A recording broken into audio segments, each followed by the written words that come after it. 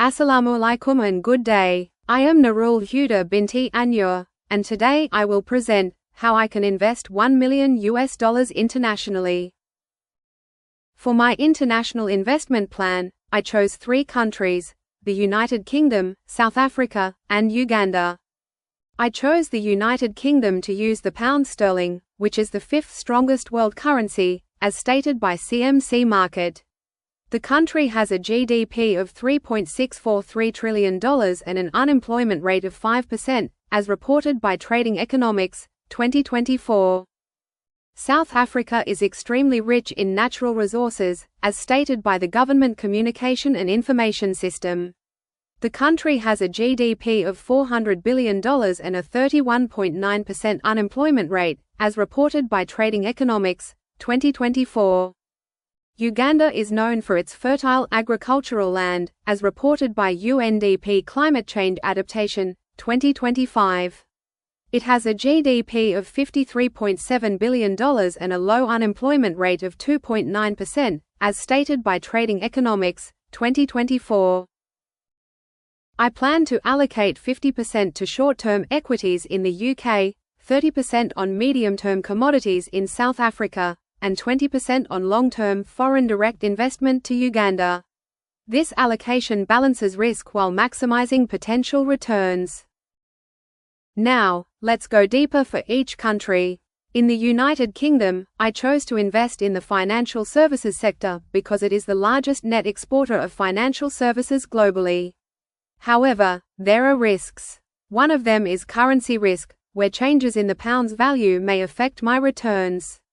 To manage this, I would use a forward contract to lock in the exchange rate. Another risk is regulatory and legal risk, since the UK has strict Financial Conduct Authority regulations. To reduce this, I will invest only in well-established and compliant companies such as HSBC. My expected return is 10%, which is slightly higher than the UK's average equity return of 8.6%. In terms of challenges, rising compliance costs, as reported by the Citi UK 2025, may reduce profitability. Next, I chose to invest in South Africa's mining sector because it is a major contributor to GDP, as stated by Africa 24 TV. However, there are risks. The first is currency risk, as the South African rand can fluctuate and affect my returns. To manage this, I will use currency-hedged investments. Another risk is market risk, since commodity prices change based on global demand and supply. To reduce this, I plan to diversify across multiple minerals rather than relying on just one. My expected return is 11%, supported by strong mining profitability with EBITDA margins of around 24%, as stated in industry reports. In terms of challenges, Advisory 2025 reported slow transport systems, including rail and port delays, which can affect mineral exports and impact the timing of returns. Lastly, I chose to invest in Uganda's agriculture sector because, as reported by African Agribusiness 2025, the country is the second largest coffee producer. One is currency risk, since movements in the Ugandan shilling can affect my returns. To manage this, I would use currency hedging strategies.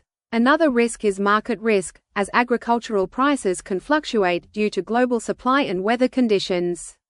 To reduce this, I plan to diversify across different crops, not only coffee. My expected return is 11%, supported by strong export demand in USD. In terms of challenges, Independent 2025 highlighted low agricultural mechanization, where many farmers still use manual labor, limiting productivity. In conclusion, investing $1 million across the UK, South Africa, and Uganda allows me to balance stability, medium-term growth, and long-term potential. With strategies like diversification and currency hedging, the risks can be managed effectively. Overall, this allocation helps maximize returns while reducing dependence on any single market. Thank you.